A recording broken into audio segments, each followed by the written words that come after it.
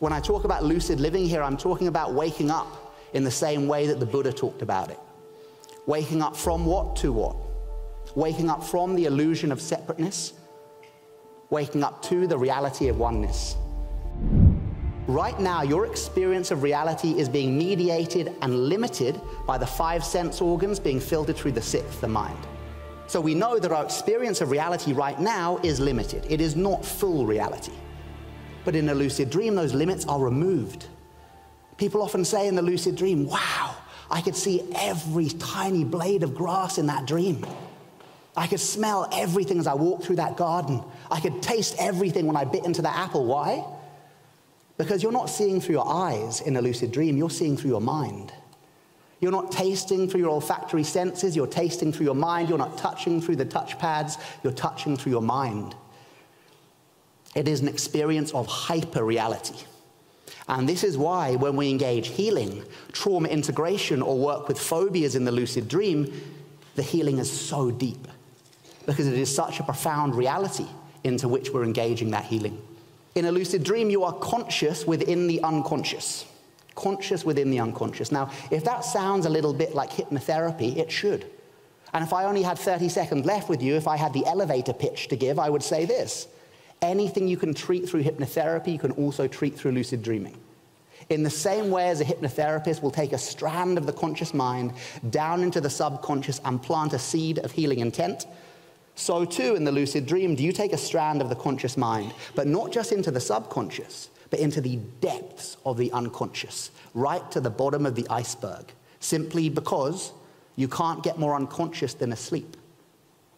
So the depth to which you go in a lucid dream is far deeper than any other modality. It does not mean that things like hypnotherapy, shamanic journeying, yoga nidra, psychedelics, dance work aren't great. They're brilliant and way more accessible than lucid dreaming. Lucid dreaming takes a bit of effort. But once you do have a lucid dream and you engage lucid dream healing, it seems to be very, very powerful. And only one lucid dream is required. Every night when we go to sleep, we are lost in illusion. We have a very strong habit of believing our internally generated hallucinations to be real. When you start lucid dreaming, you engage a powerful deconditioning process that says, no more am I duped by the illusory hallucinations of my mind. Now I have woken up to them and gone, oh, it looks like reality, but it's not. I'm dreaming. This is all a hallucination. This is all my mind. If you have enough of those experiences, it starts to affect your waking state. If you have enough lucid dreams, you start to become lucid in the waking state. And full lucidity would be enlightenment. In 1975, lucid dreaming was first scientifically verified at Hull University in the UK.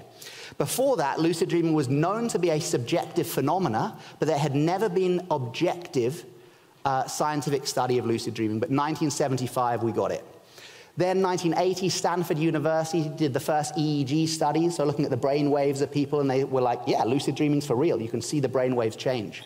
Frankfurt University in 2009, and then finally, 2012, Max Planck Institute of Psychiatry, they did the first lucid dreaming study using fMRI, which is like a live image of the brain.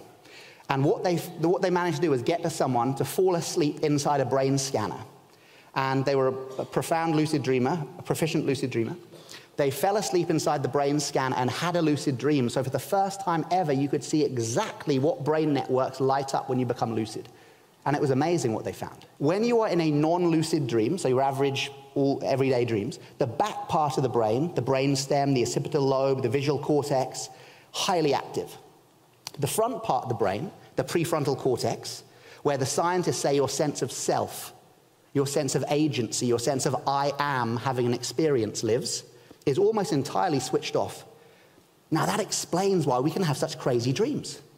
You know, we dream we're a child if we're an adult, or we dream like we're friends with celebrities and stuff like that. It's because your sense of self is almost entirely switched off, or at least very flexible in the dream state. Once this person became lucid, they saw the prefrontal cortex, boom, light up like a Christmas tree.